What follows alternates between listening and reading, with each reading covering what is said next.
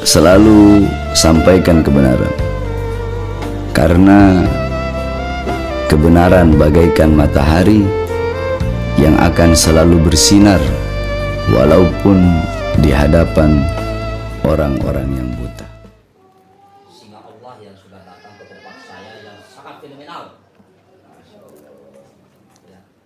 Yang paling fenomenal ini selain yang sudah banyak, yang di pikiran saya ini belum bisa menerima kebenaran itu, yaitu pendukung Jokowi simpati sama Habib Bahar.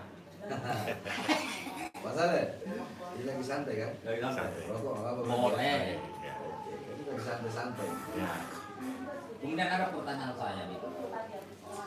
Saya ini kan menganggap diri saya sebagai seorang nasionalis sejati. Tadi pendukung Jokowi. Pendukung Jokowi, tapi simpatik dan cinta sama Habib Bahar ini yang belum masuk di kepala saya, di otak saya. Sebenarnya banyak gitu, bukan cuma satu dua. Banyak ya. Banyak. Seperti yang nelpon tadi tuh, ya kan? Mahal ya. Oh, itu kan fenomena. Padahal Habib Bahar sering mengkritik kebijakan-kebijakan Pak Jokowi sendiri. Kenapa waktu anak kritik kebijakan SBY dulu, kenapa kok nggak dibahas? Setiap presiden bukan masalah Jokowi-nya, tetapi masalah kepemimpinannya. Zaman SBY, anak 3 kali masuk penjara. Zaman Jokowi 2 kali, 2 kasus. Jadi bukan masalah Jokowi atau SBY atau siapa Megawati, bukan. Masalah kepemimpinannya, kebijakan-kebijakannya, itu saja masalahnya. Tidak ada masalah kepribadiannya. Sebab dalam Islam dilarang, nggak boleh. Dalam Islam sendiri nggak boleh benci. Ya. Ini biar jadi pelajaran di banyak orang bahwa membenci seseorang itu bukan karena pribadi tapi karena kebijakan-kebijakan yang diambil. Ada satu hadis, jangankan orang, irhamu. Saya kalau baca hadis habis rokok, jadi ini loh. Iya.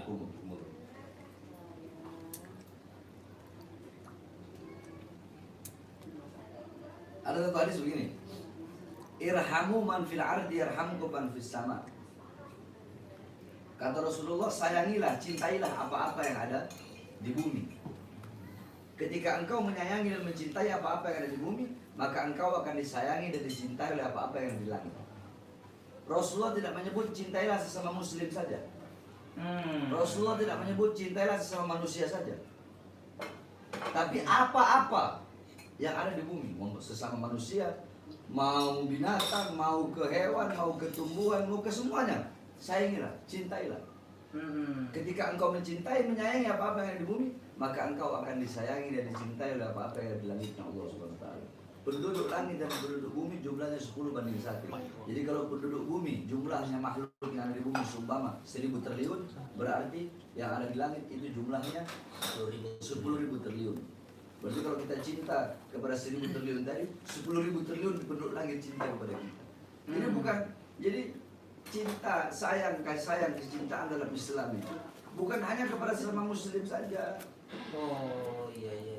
Jadi yang sesama muslim saling mencintai. Nah, begitu juga yakni kepada sesama manusia. Hablum minan nas, kepada sesama manusia. Apapun agamanya, sukunya, rasnya, warna kulitnya, ya kan? Bahkan kepada binatang pun kita harus cinta. Islam mengajarkan bagaimana hukumnya haram di dalam bab peperangan, haram untuk menjatuhkan musuh. Kalau ada musuh naik kuda, itu dipanah atau di pedang kudanya, itu hukumnya haram, nggak boleh. Bayangkan kita lagi lewat, ada pohon kita gini, itu nggak boleh hukumnya dalam Islam. Bahkan kepada binatang dan cinta saya bagi para manusia, apalagi bersama muslim, dan begitu pemahamannya seperti itu. Saya mau bertanya lagi, gitu. Dulu ada sekelompok teman saya mengundang saya dalam sebuah diskusi. Dia bilang gini, Pak Mayor kan ahli strategi, pimpin dong serang istana dan jatuhkan Jokowi. Pernah itu. Akhirnya saya balas ke jawab, seandainya pernah Rasulullah ada ada sebuah riwayat mengatakan, jatuhkan pemerintahan yang sah, tidak perlu kalian susah-susah, saya yang paling depan habisnya. Tapi saya belum pernah menemukan, saya ngomong begitu. Saya belum pernah menemukan ada Rasulullah memerintahkan begitu. Saya ambil contoh, sekiranya Allah memerintahkan Nabi Musa menghancurkan Ramses atau Firaun, tidak perlulah Nabi Musa keluar dari kerajaannya Firaun itu. Cukup menghancurkan dalam istananya. Kalau memang ada perintah untuk menghancurkan pemerintahan yang sah.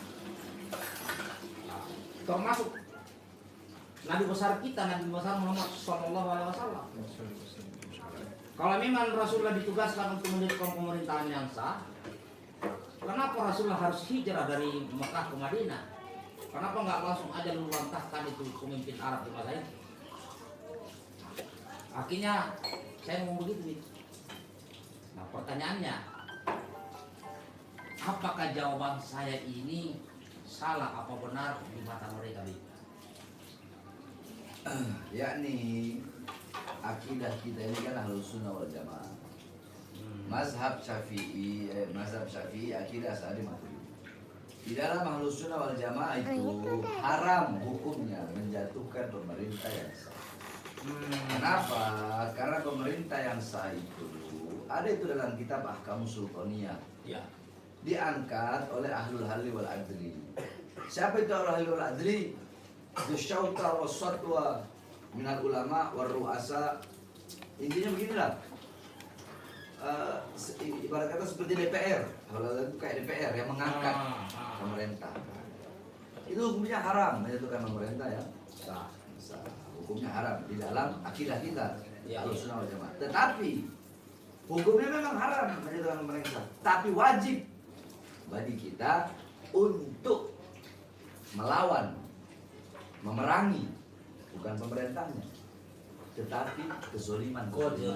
Kalau memerangi kezoliman itu bukan hanya yang datang dari pemerintah, sekalipun datangnya dari diri kita sendiri, perangi. Paham nggak? Ya. Yakni walaupun diri kita berbuat zolim, perangi hawa nafsu kita, syahwat kita. Kalau dari diri kita sendiri saja ada kezoliman, ada maksiat, mungkarat, dolalat, sayyiat, harus kita lawan. Apalagi dari yang lain kan begitu. Jadi yang kita lawan itu bukan mau menjatuhkan pemerintah yang sah. Mereka dipilih sama rakyat kok. Iya. Ya ini yang kita lawan, adalah kebijakan-kebijakan yang menyengsarakan rakyat. Kebijakan-kebijakan yang merugikan rakyat. Kebijakan-kebijakan yang memihak kepada asing.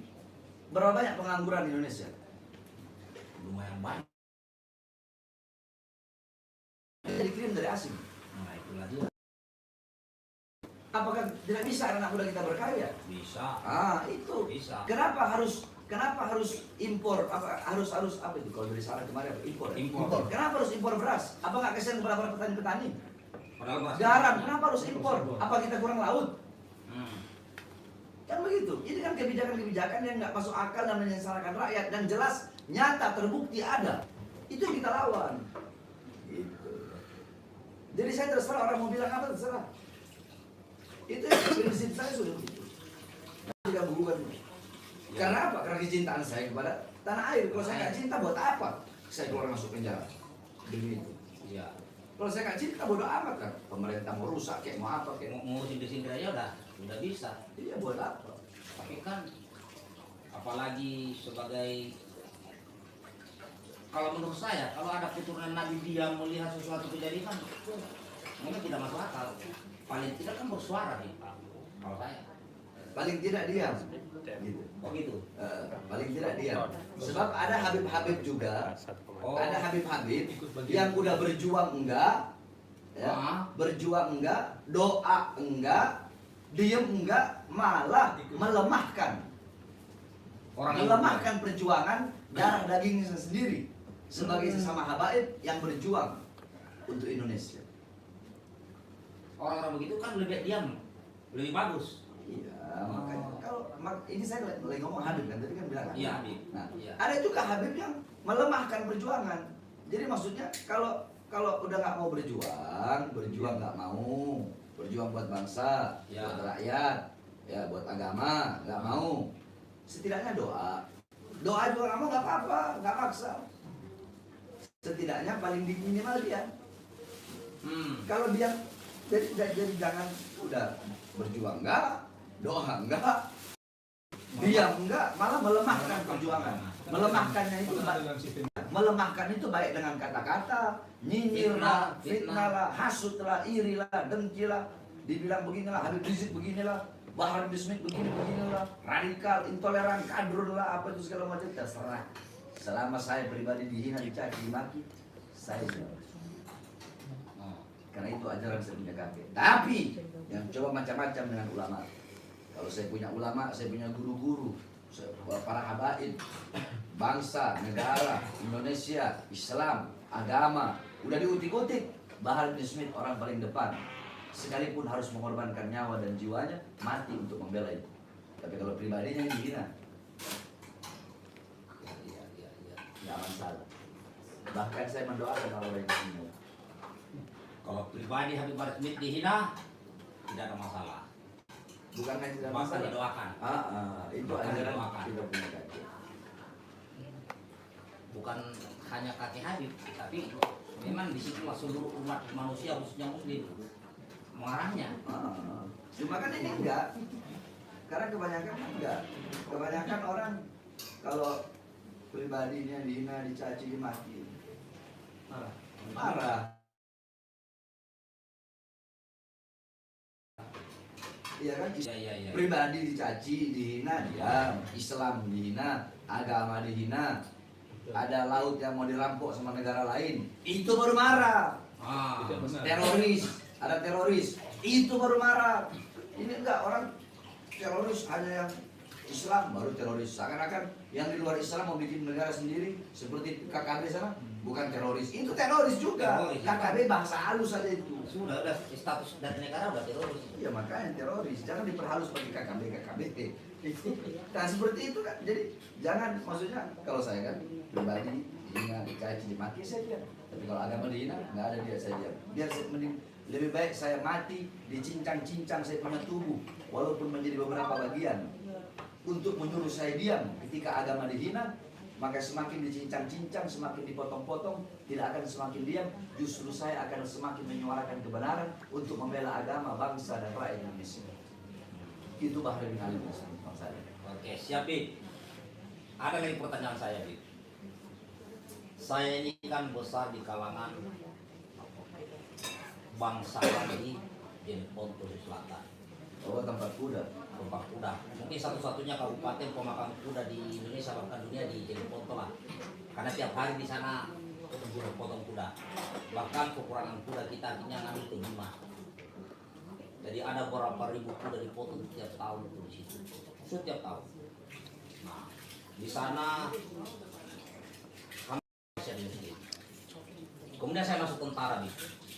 Masuk tentara, melekat jiwa nasionalisme terhadap cinta tanah air. Waktu di Jeneponto saya tidak ngerti apa itu tanah air, cinta tanah air tidak ada. Ya.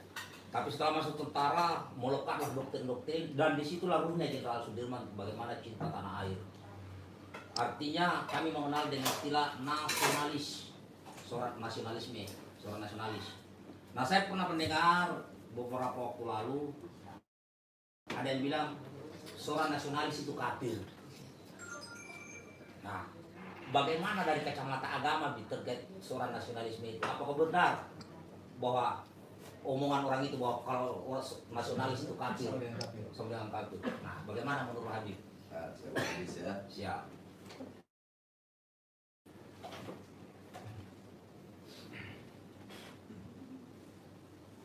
Rasulullah SAW bersabda, "Qala Rasul hubbul watan minal iman." Cinta tanah air itu sebagian daripada iman. Ada yang mengatakan ini hadis dhaif lah. Tetapi hadis dhaif, hadis lemah itu bisa dipakai dalam dua perkara. Satu, fadhailul amal, keutamaan dalam beramal. Dua, tarhib dan tarhib, sebagai semangat untuk beribadah dan sebagai peringatan untuk berbuat dosa. Berarti kalau hubbul watan minal iman, berarti mafhum mukhalafah, pemahaman terbalik daripada hadis tersebut, la imana liman la hubba liwatani. Kan begitu. Kalau cinta tanah air sebagian daripada kesempurnaan iman, berarti orang yang tidak cinta kepada tanah airnya, berarti dia tidak sempurna keimanannya. Itu pemahaman terbaliknya. Sama seperti al-haya'u minal iman, malu itu sebagian daripada iman. Berarti kan orang yang nggak punya malu nggak sempurna imannya. Nah, pemahaman terbaliknya berarti al-haya'u, berarti la imana liman haya alahu, berarti tidak sempurna iman orang yang tidak punya malu. Nah, sama seperti waton tadi. Nah, sekarang jelaskan dulu al-waton. Menurut Al-Imam Ibn Mandur dalam kitabnya Lisanul Arab, al-waton itu banyak artinya waton. Ada yang berarti waton itu yakni mahalul bilad, tempat lahir. Di mana dia lahir, disitulah tanah airnya. Jadi orang manapun, seumpama ada orang Cina atau ada orang Arab, ya, lahirnya di Indonesia, maka watonnya Indonesia, tanah airnya Indonesia. Itu. Terus ada juga yang menjelaskan al-waton itu ahlul, yakni asli situ, watoni, asli situ, seumpama kayak Bang Saleh. Nah, watoni asli, memang asli Indonesia asli. Ya, kayak begitu. Kalau anak Bahar bin Ismin, watonnya dua, yang satu Arab tadi dari anak punya kakek yang dari Hadramut, terus dari jalur-jalur anak punya umi, karena anak punya umi kan bukan Syarifah, ya kan? Anak ada darah Buton, ada darah Bugis, ada darah Flores, ada darah Minahasa, ada darah Sanger, sama ada darah Ternate. 6 darah Indonesia Timur. Makanya jangan heran kalau anak bagaimana, kalau anak bicara 6 darah Indonesia Timur. Logatnya udah kayak gitu lah. Gitu. Nah, jadi cinta tanah air itu sebagian daripada iman. Dan Nabi pun mencontohkan itu. Nabi Muhammad, kota lahirnya di mana? Di mana kota kelahiran dia? Ya. Kota kelahirannya di mana? Di Mekah kan? Kota kelahiran di Mekah. Masa kecilnya di Mekah. Itu watonnya beliau. Nah, beliau kalau dari Madinah mau ke Mekah, saking cintanya sama Mekah, sampai-sampai itu kata para sahabat, kalau udah mau sampai Mekah, ontanya beliau bukan, beliau kasih cepat. Biar cepat nyampe, saking pengen cepat tanah lahirnya ke tempat. Itu bagian daripada cinta tanah air. Dan beliau para ulama, tidak usah diajarkan nasionalis. Pejabat, aparat mau ajarkan kami tentang nasionalisme, itu namanya telur ayam ngajarin ayam. Karena kita orang lebih tahu tentang makna nasionalisme daripada mereka. Jadi jangan ajarkan kami tentang nasionalisme. Kami sudah belajar itu dari masih mondok, udah ditanamkan. Indonesia merdeka, belum ada tentara, belum ada polisi, belum ada pemerintah waktu itu. Yang ada apa? Pondok-pondok pesantren, masjid-masjid, surau-surau, para ustadz, para kiai, para habaib. Fakta sejarah itu. Itu fakta sejarah. Kalau bukan karena beliau, tidak akan terbuka gerbang kemerdekaan Indonesia. Apa gitu kurang menjadi bukti bahwa saya para santri, para ulama, para ustadz, para kiai, para habaib, para pahlawan? Bukankah Jenderal Sudirman dari TNI? Bukankah beliau seorang ustadz yang belajar kepada ustadz, yang belajar kepada guru, belajar kepada ulama, yang hormat kepada ulama? Jadi jangan ajarkan kami tentang itu semua. Jadi kalau ada orang yang berkata nasionalisme itu kafir, itu orang bodoh, pemahamannya dangkal, mana dalilnya? Tidak benar itu. Kafir orang main-main. Bahkan kalau ada orang bilang seperti itu, kafirnya bisa berbalik kepada dia. Dia bilang, Bang Saleh kafir kalau nasionalisme. Kafirnya bisa berbalik kepada dia. Nggak boleh kita sembarangan orang bilang, sembarang mengatakan kafir begitu. Nggak boleh. Muslim juga kan? Iya, nggak boleh sembarangan mengatakan kafir seperti itu. Nggak boleh. Bahkan kalau itu kafirnya bisa berbalik kepada dia. Justru nasionalisme itu adalah bagian daripada kesempurnaan iman. Kesempurnaan daripada iman. Karena apa? Agama mengajarkan tentang nasionalisme. Tapi tadi banyak pemerintah-pemerintah, pejabat-pejabat dari aparat atau apa, mereka bilang, wah itu nggak nasionalisme. Habib Rizik nggak nasionalisme, Habib Bahar nggak nasionalisme, telur ayam ngajarin ayam. Siap. Luar biasa. Nah itu saya mau bertanya kepada orang takutnya dia nggak bisa jawab, lebih baik saya tanyakan aja pada kesempatan ini sama Habib Bahar. Karena jadi kafirnya bisa berbalik kepada itu orang. Kok biasa yang lain Nabi sendiri yang bilang tadi itu. biasa. Wajib kita mencintai tanah air. Bahkan hadis itulah yang dibawa oleh Kiai Hasyim Asy'ari untuk membakar semangat anak-anak Surabaya. Diberikan kepada Bung Tomo. Waktu Bung Tomo datang, Kiai Hasyim Asy'ari, Hadratus Syekh, Kiai besok Inggris akan datang merebut senjata-senjata kita. Beliau bawa hadis tadi. Beliau bilang itu tadi cinta tanah air sebagian daripada iman. Maka hukumnya jihad untuk melawan penjajah fardu ain. Wajib bagi setiap bangsa, rakyat dan anak-anak muda Indonesia, khususnya Surabaya, untuk mengangkat senjata untuk melawan para penjajah-penjajah Inggris. Itu Yang membakar, iya. Ulama. Iya, ulama sama lagi kalau bukan ulama. Sekarang begini aja, contoh begini. Banyak orang bilang, apa ini Habib. Habaib itu nggak ada andilnya untuk Indonesia. Ini orang goblok nggak tahu sejarah. Orang bodoh nggak ngerti sejarah. Bangsa yang mau tahu, saya buka di sini.